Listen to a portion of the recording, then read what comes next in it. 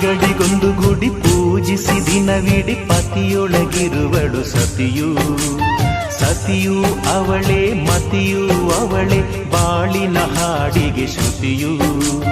ಪತಿಯ ಏಳಿಗೆ ಸತಿಯ ಕೈಲಿದೆ. ಪತಿಹಿತವೇ ಸುಖ ಮಾಂಗಲ್ಯವೇ ಮುಖ ಎನ್ನುವ ಸತಿಯೇ ಉಸಿರಿರು ತನಕ.